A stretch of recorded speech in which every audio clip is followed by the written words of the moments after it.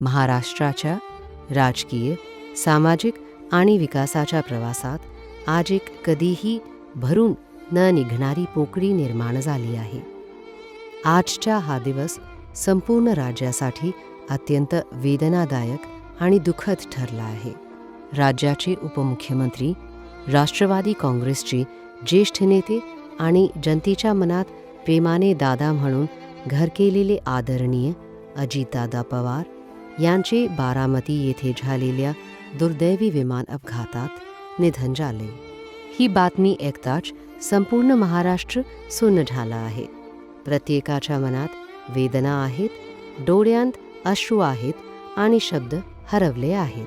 अजितदादा म्हणजे कणखर नेतृत्व, स्पष्ट वक्तेपणा आणि विकासासाठी झटणारे व्यक्तिमत्व. त्यांनी आपल्या राजकीय आयुष्यात नेहमी ठाम भूमिका घेतली. निर्णय घेताना त्यांनी कधीही मागे वळून पाहिले नाही. महाराष्ट्राचा सर्वांगीण विकास आणि सामान्य माणसाचे कल्याण हेच त्यांचे ध्येय होते. राज्याचे अर्थमंत्री म्हणून त्यांनी अनेक महत्त्वपूर्ण निर्णय घेतले.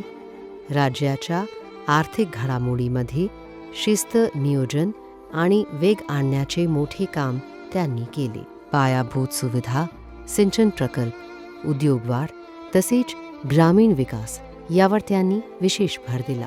महिला सक्षमीकरणासाठीच्या योजना, शेतकऱ्यांच्या कल्याणासाठीचे निर्णय आणि युवकांना संधी देणारे उपक्रम या सर्वांमध्ये त्यांचा सक्रिय सहभाग होता. त्यांची कार्यशैली शिस्तबद्ध होती, पण त्याचबरोबर ते कार्यकर्त्यांशी आणि जनतेशी जिव्हाळ्याने जोडलेले होते. सामान्य नागरिकांच्या अडचणी समजून घेऊन त्यावर तातडीने उपाय शोधण्याची त्यांची तयारी नेहमीच दिसून येत असे. म्हणूनच ते केवळ एक नेते नव्हते, तर अनेकांसाठी आधारवड होते. अजितदादांच्या अकाली जाण्याने केवळ पवार कुटुंबियांवरच नाही, तर संपूर्ण महाराष्ट्रावर मोठा आघात झाला आहे. त्यांचे अनुभव, त्यांची ऊर्जा आणि त्यांचे मार्गदर्शन राज्याला पुढेही लाभावे अशी सर्वांची इच्छा होती.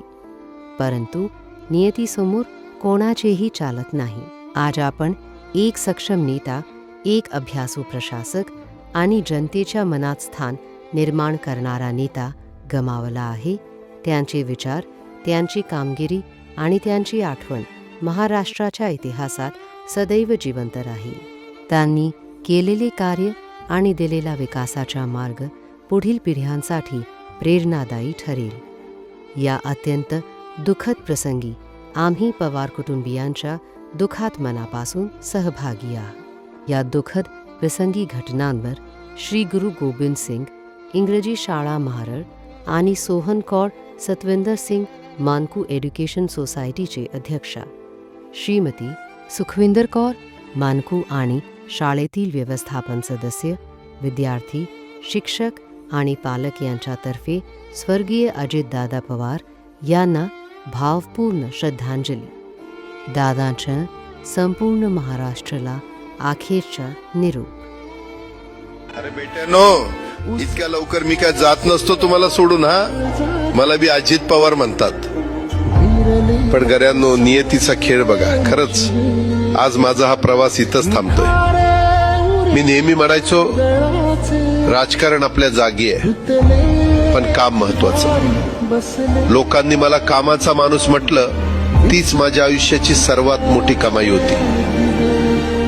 आज निरोप घेताना मन खूप जड आहे, पण एक समाधान आहे की शेवटच्या श्वासापर्यंत मी तुमच्यासाठीच धावत होतो. मी तुम्हाला शब्द दिला होता, जोपर्यंत माझे हातपाय चालतात तोपर्यंत तुमचं भलं करण्यासाठी मी झटत राहीन. नियती बघा कशी असते.